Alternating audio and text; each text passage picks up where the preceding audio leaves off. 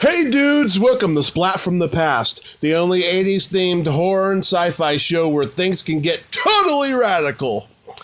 Now today is an episode that's been a long time coming and I can't wait.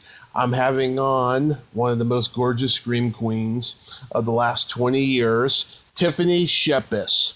You might remember her from such trauma classics as Romeo and Juliet, The Toxic Avenger Part 4, Citizen Toxie, and then she struck out on her own away from the trauma camp. She did such movies as Nympha, the remake of Night of the Demons in 2009. Recently she's done Victor Crowley and Death House. And I'm having her on the show today to talk about all that stuff, and I can't wait. She's gorgeous, talented, and pretty quite funny, too. I've heard her on other podcasts. She's pretty funny. So, yeah, here is my interview with Tiffany Shepis. Hey, Tiffany. Hey, what's up? How are you? I'm good. How are you doing? I'm good. Thanks for hopping on early and then being okay with me being 5 minutes late. It's okay. It happens all the time. It's such an honor. Thank you for taking the time today. I'm glad we could finally do it. I'm sorry. You know what it is? It's like every time I get them on Twitter, I'm like, oh shit, I have to look at my calendar and do that. And then I forget. And then when I go back to the calendar, like, yours isn't there anymore. Someone else's is. And I just forget and I forget and I forget. Yeah. How it works. That's okay. At least we're doing it now. Yeah. So, going back in time, did you fall in love with acting in film early on? Well, I mean, I wasn't the little kid, like, at 5 years old, like, doing shows in my living room and going, man, I want to be an actor. Because that wasn't an obtainable thing for me. Like, we didn't have any relatives that were in the business or anything like that. So, for me, it was always just, like, this is super fun. And when I got the part in Romeo and Juliet, it wasn't until I was on that set and then started taking classes and I got really into it and I was like, oh, this is what I want to do forever. You know, it was like, it took me to kind of being immersed into it to fall in love with it, if that makes sense. Because I was so young when I started, you know, it was like, yeah. I feel like I was a little bit more realistic. Like, I don't want to fall in love with something that I can't get. But you never did a play in school? I mean, I think I did, like, little ones, like in elementary school and stuff like that. But, you know, I was 15 when I did Romeo, and then I did some NYU thesis films. And there was no, like, drama department in my junior high. And then I started working. So I didn't have any of, like, the high school stuff. So how did you get cast as Peter in Romeo and Juliet? When I was going to school, there were a bunch of kids that were actors, and they were, like, Broadway kids. Mm-hmm. And they would read this newspaper called Backstage, and in Backstage there was always, like, casting calls for different things. Trauma Films was casting for Romeo and Juliet, and I was like, oh my god, that's a crazy company that did Toxic Avenger. I have to go down there and try to be in that. I was thinking I'd get in there and maybe be seen in the background, you know? I went in, they actually auditioned me, and I lied a whole lot. I lied about my age, and I told them I knew Kung Fu and all types of crazy shit to get them interested in seeing me. And thankfully, for whatever reason, maybe it was my ridiculously young, charismatic nonsense that made them want to cast me, but they did. But Lloyd and James were like, you know, we'll give you a part as the bodyguard to the Capulet family. And I was like, oh my god, what's the name? And they're like, Peter. And I was like, what? And I guess it was originally written for a man, and then since it's true trauma fast, and they were like, we're not even going to change the name. I was like, right on. So that was it. I like that. Charismatic nonsense. It's my life. Yeah, mine too. People tell me all the time I have charisma. That's what gets me by. So worse things. Oh yeah, it could be much worse things.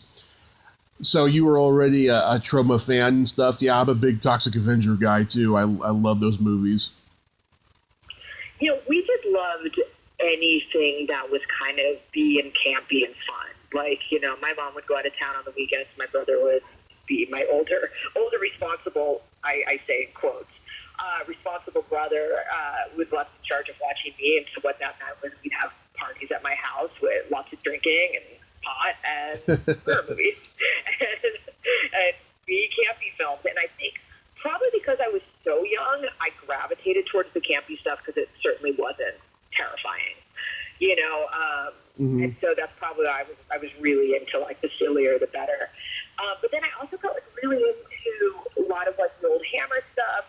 And I remember, like, at a very young age, I mean, of course, like, you see a lot of those women that starred in the old Hammer movies, they're just these gorgeous, you know, scantily clad vampire women that were just sexy and curvy and always had, like, big curly hair, which I had. So I was really kind of taken by those women, and then taken by, like, the 80s scream queens, like the Brink Stevens of the world, that I was like, Brink Stevens, Michelle Bauer, holy cow, these women are awesome, they're badass, they're sexy, and they're cool, and they fight, they get killed, and they get naked, and so I was kind of drawn to that whole crazy world of, like, you know, the bombshell, you know, the video vixens, right? Right. So when I got a chance to be in Romeo and Juliet, and then like going to the conventions with all these people, I was then like kind of, that was it for me. I was like, this is what I want to do. I want to be a scream queen. Yeah, I had to. My parents were not into those movies, so I had to wait till they were asleep to watch USA Up All Night and see all those movies. It's great. Yeah, Rhonda Shear was the best. Oh yeah, Rhonda on Friday night and then Gilbert on Saturday. It was the best. Perfect. But you and I lived the same life. Yeah. But you got to play a dancer in Citizen Toxie. Oh, I did. Yes, a beautiful interpretive dancer is, I think, how I was credited. Yeah.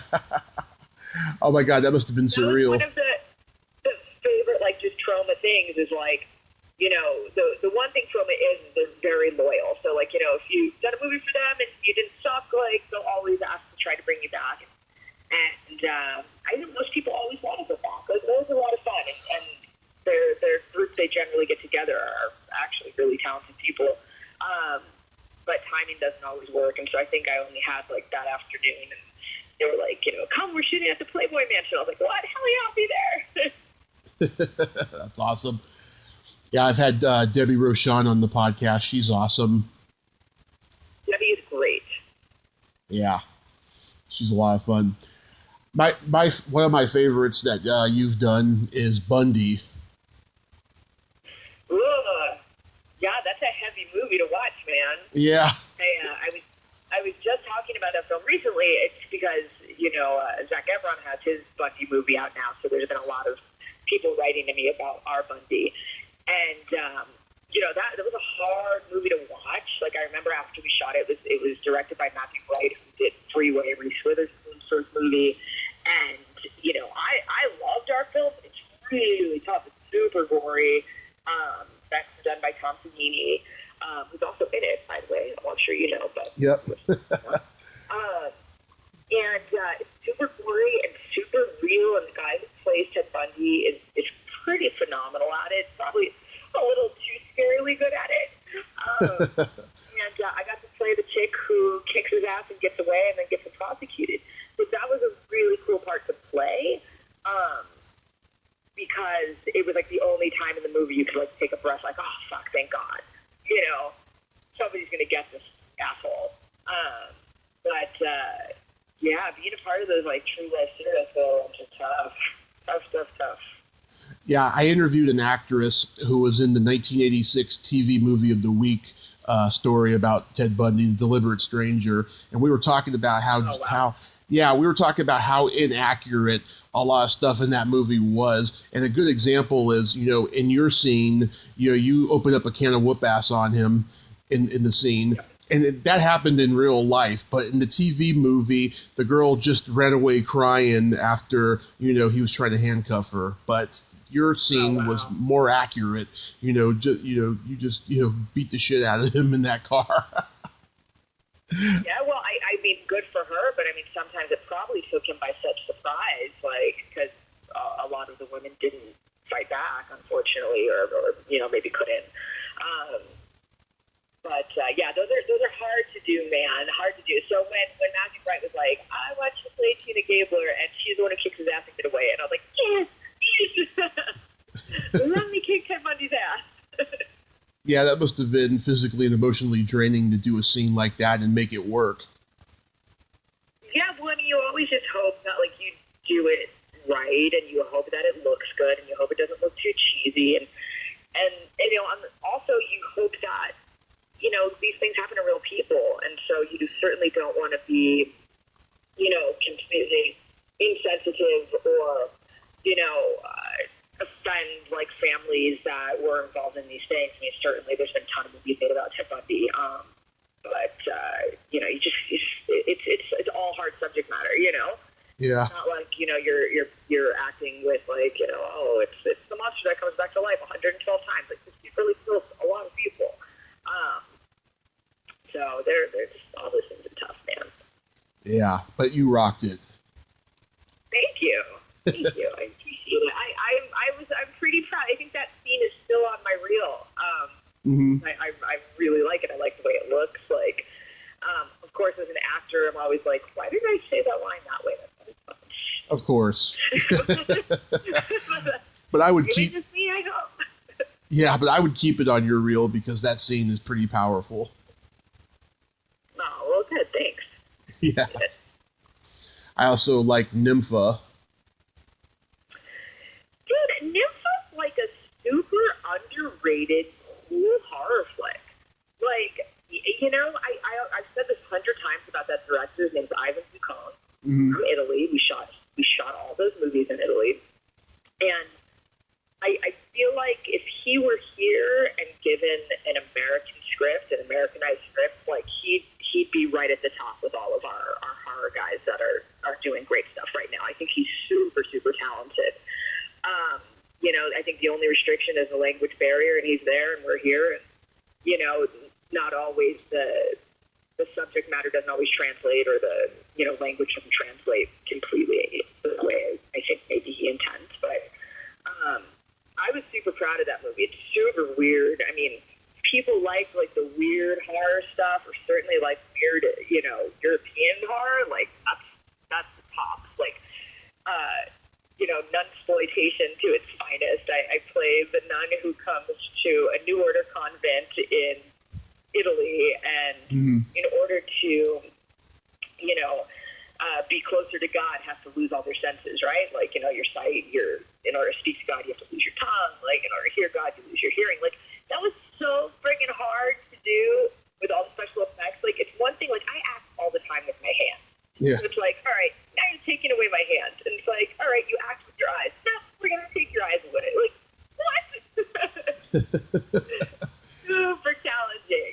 But I was really, really proud of that movie. Unfortunately, the ones that we're always in the proud of don't get enough love. So I'm super happy that you liked it. Watching it. Oh, my pleasure. Yeah, I mean, when I saw it, I got chills the same way. The first time I saw Sissy Spacek and Carrie and Drew Barrymore and Firestarter, I thought this was going to launch you into big-time stardom. Oh, well, thank you. It didn't happen. Not yet. Maybe it's on a delay. Yeah. I'm always... Maybe something didn't light on the ignition. We've got to get some fire in there. Yeah, I get some fire in there.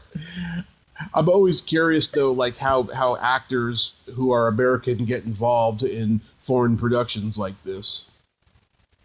That was Yvonne is just a super, he's a horror fan, and I think in his world was like, I can't go to America to make a horror film, but what if I put some American actors in my film? Will I get American distribution?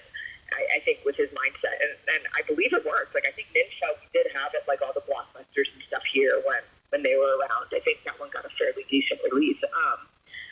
But he's just a genre fan, and he was like, who are my favorite scream queens? And thankfully, I was on the list. I was so excited. Like, they called me, they're like, here's the script. I read the script. I saw some of his other movies, and I had actually met him years earlier trying my hand at distribution, and we had taken on one of his films, The Beyond, and I just thought he was great. It was kind of the same thing, like, you know, man, if somebody just gave this guy some money, he could do some awesome stuff. And thankfully, he remembered that, brought me out for Nympha, and then years later brought me and Debbie Rochon out for Wrath of the Crows. Mm-hmm. Absolutely. You did the remake of Night of the Demons. I did, and that was one that I was super excited about, Tommy. Like, I was such a Night of the Demons fan. Like, we had talked about, like, I was a big fan of anything campy and crazy. Well, Night of the Demons was, like, at the top for me. And I thought Erin Kincaid was the shit. She was so good as Angela and just cool and sexy and crazy. And I was like, oh, man, I was killed to play that part. And so when they were casting the remake, like, I had reached out, like, immediately when I heard about it, like, let me play Angela. I will do it for free. It doesn't matter. I will kill it. The fans will love it. Please, please, please. And they're like, no, we already have Shayna Elizabeth. What? What? And I think because they all knew me and knew I was such a fan that they kind of were like, well, but, you could play Shayna Elizabeth's business partner. And to me, I was like, happy as a clam. Didn't matter as long as I could go hang out on that set. And it set us up pretty good if there was ever been a sequel, which has not yet happened. Yeah. One day. I love the original, and I've had Linnea on twice, and I had Kathy Podwell on once not too long ago. She was awesome. Her and I got along so great because we're both perverts. Perfect. What was it like working with Shannon Elizabeth? Oh, she was cool. She was super nice. We were only on it a couple days together. And it was nice. It was sweet. I kind of ran into her again at another convention. I'm not sure she remembered who I was. I think she just does so many of these movies now that, I don't know. But I thought she was good. I thought she did a good job. Oh, yeah. She's great in everything she does. How about Monica Keena? Monica's a sweetheart. Super cool chick. And, that was the first time I ever met her. She was great. Furlong I'd worked with before on Dark Real. And, we got along really great. Furlong's a nice dude. And it's super interesting because it's like, you still, even though, like, I make these movies for a living, still get a little like, oh, shit, that's the kid from Terminator. Yeah. And it's like, oh, man, and I've done 2 movies with him now. Like, there's always like that little bit of like, I have a pretty cool life moment. And I thought he did a good job. I thought Adam Girash did a great job directing that remake. I thought, the casting was cool. They had cool people. It definitely paid respect to the original, but then also did its own thing. And I think it's great. But I also don't really have a big problem with remakes anymore. Like, I probably at one point was like, oh, fucking remakes, you're stupid. And I feel like that mindset's a little ridiculous because, a lot of times some of these movies will be completely forgotten if there isn't a remake. Yeah. And the remake happens and it makes people go, oh, shit, that reminds me, I haven't seen blah, blah, blah in 20 years or, whatever the case may be. So I'm kind of all for it. Mm-hmm. Yeah, I've always had a crush on Monica Keena ever since I saw her play Abby Morgan on Dawson's Creek, that wisecracking, just nasty girl she played. Oh, there you go, Dawson's Creek fan. Oh, yeah. How about Edward Furlong? He was great. Yeah, like I was just saying, he was cool. He was fun to work with. Like, we worked together on Dark Real. It was a lot of fun on that. Nice dude. Like I was saying with the, you look around and you're like, oh my God, like this kid was in so many movies I watched growing up. And now I'm in a movie with him for the second time.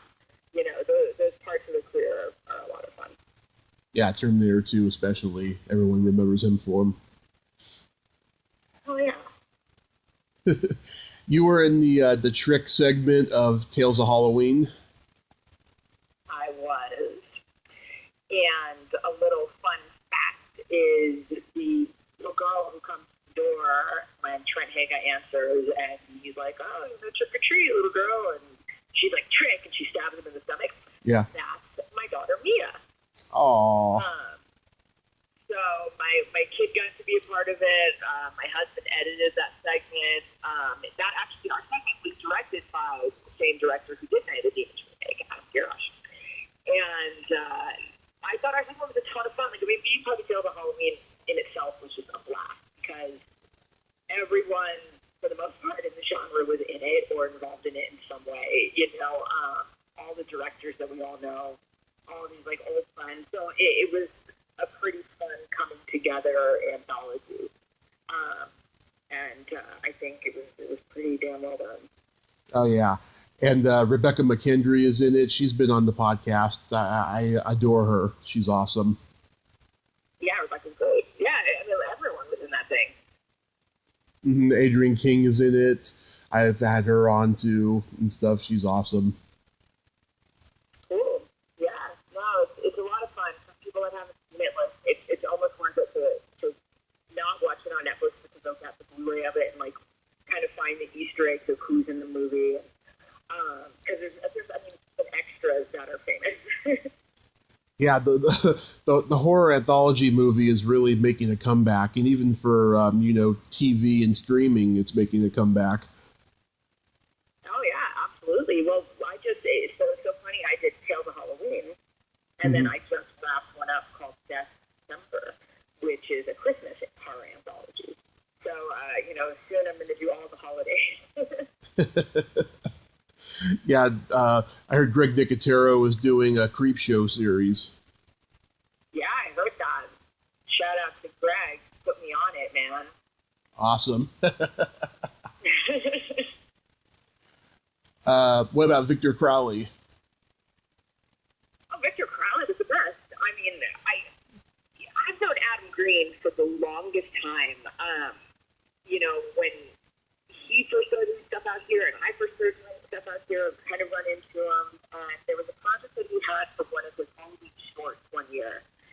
And he and Ryan Tippern, who did Abominable that I was in, reached out to me about playing a part in it, and I couldn't do it. And it was always like, what a bummer. Shit, I would have loved to have been in like that whole Adam Green Hatchet Holliston camp.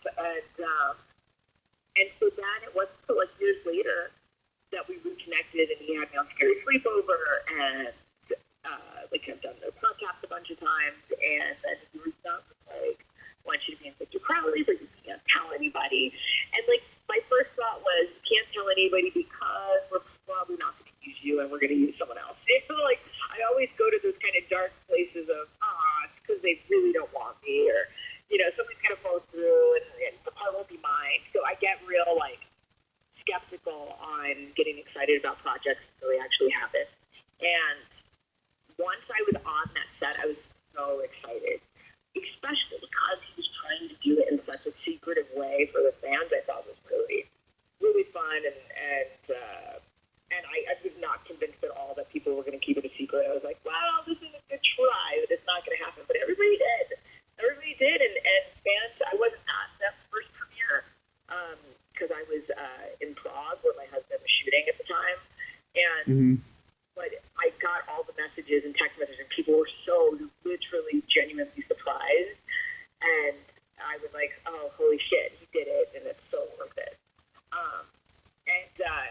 I love going to conventions and hearing people who tell me like, oh my god, I love the new Victor Crowley, and it was so sad when he died, I cried, and I'm like, wow, somebody's actually crying in a Hatchet movie.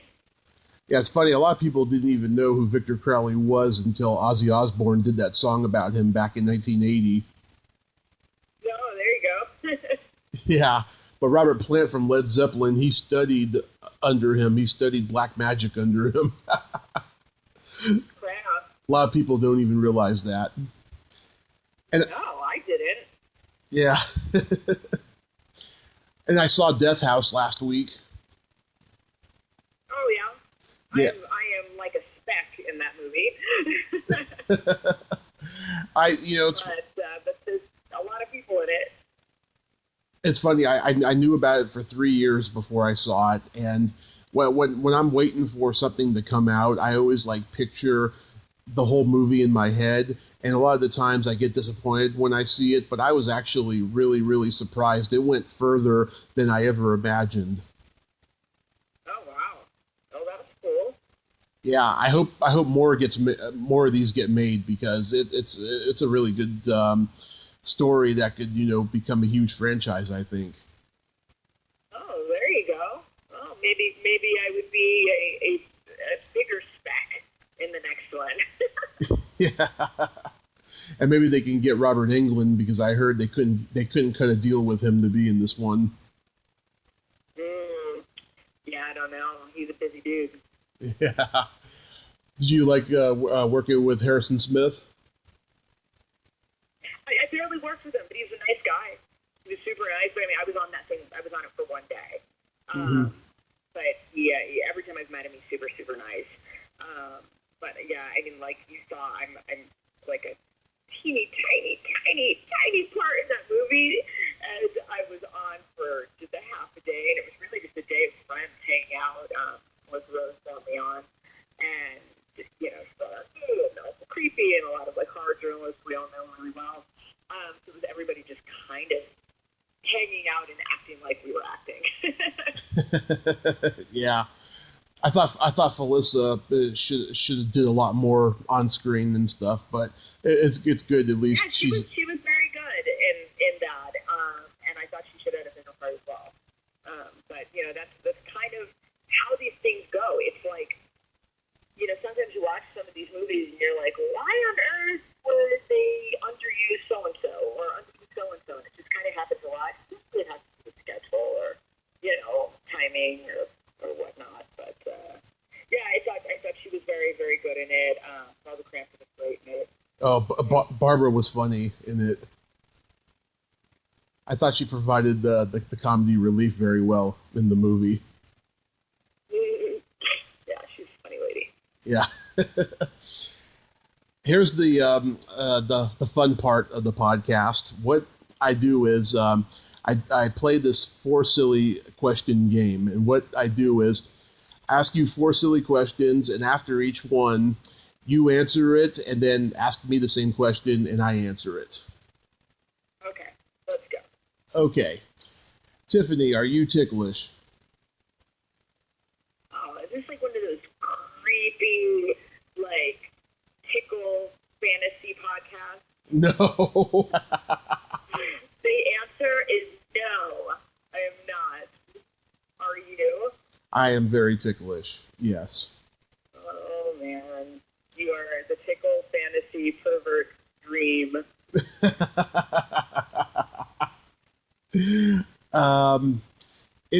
I kind of know the answer to this question because I've seen it, but is your belly button an innie or an outie? Well, there's plenty of movies that show my belly button, so I am going to have to say, keep watching it until you find it. No, it's a fucking innie. You'll know it's an innie, Jesus. Okay, because I don't actually care what yours is because I think belly buttons are kind of gross. yeah, it's subjective. Some people like them, some people don't. I understand. Yeah, nah, not a fan. What color are your toenails painted? Red. Mine are blue-green. Oh, yours? Yeah. Green? Blue-green. Right on Toxic Avenger nails. No, Hopefully not from like fungus. They're just painted, right? yeah, they're painted. No, it doesn't look anything like the Toxic Avenger.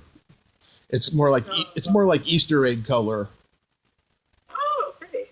Yeah, because I went out to LA for a week the week before Easter, and so I decided to paint them that color, and I haven't changed them yet. Oh, there you go. And here's my favorite question. Is there a stinky smell that makes you gag?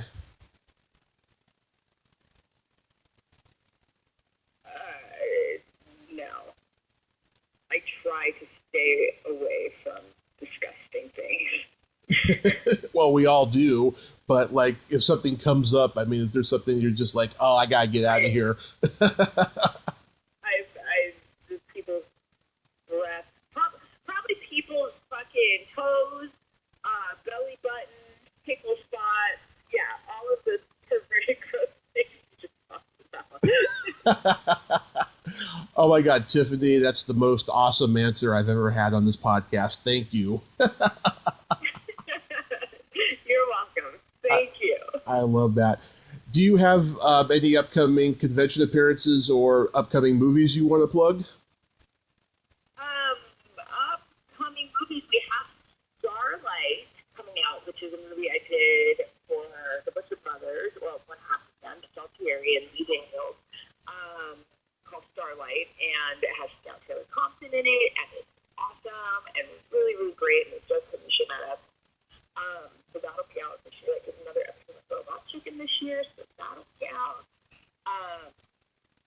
And convention-wise, I'm not coming up with anything until October, but I also got Mr. StarCon, where I host the film festival, and I have a few others, which I will generally just announce on Facebook and Instagram and things like that. Yeah,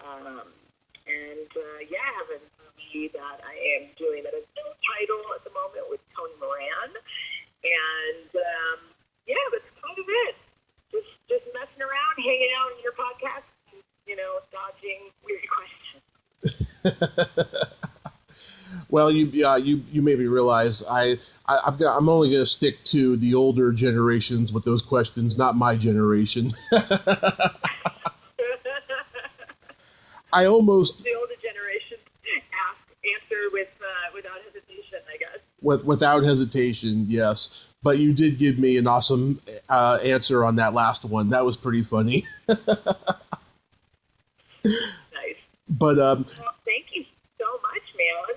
Yeah, I hope I get to meet you at a convention. I almost did 2 years ago. Yeah, you did a panel with Felissa at Son of Monster Palooza in Burbank, and I went to go see her at Dark Delicacies the night before, and she told me to come to the panel, and she was going to introduce me to you, and then her and I were going to go talk about the script that I wrote that she's interested in and stuff. And then my friend ended up causing trouble, and then I didn't even get to go to the panel, so we had to we had to leave early and go back to the Bay Area and stuff. Oh, that sucks. Well, she's super nice. I'm sure you can hit her up on Instagram and so. Oh yeah, she's always producing a million things. So. Oh yeah, I'm trying to get her on the podcast. Sure, yeah, I'm trying to get her on the podcast and stuff, but she's super busy. The way she puts it, she's in a band. A great analogy. Well, that's cool. Well, good luck, and I'll put in a good word for you over there. Hopefully you get all types of cool guests, and thank you for having me. Oh, thank you so much, Tiffany. You were really awesome, and I hope you have a good rest of your day. You too, sweetheart. I'll talk to you soon. Okay, bye-bye. Bye. Well, there you have it. Tiffany Shepis. Ain't she a sweetheart? Thank you so much, Tiffany. I'm glad that we could have a talk about the newer generation of horror. Even though my show is focused on 80s generally, it's nice to talk about the newer generation as well. If you like this video, everyone, please subscribe to my YouTube channel, add me as a friend on Facebook, join my Tommy Kovac comedian page on Facebook, follow me on Twitter and Instagram, and all that fun stuff. Well, that's all the time we have this week on Splat from the Past. Until next time, this is Tommy Throwback Kovac saying, there's no shame in living in the past, because the present sucks. Later, dudes!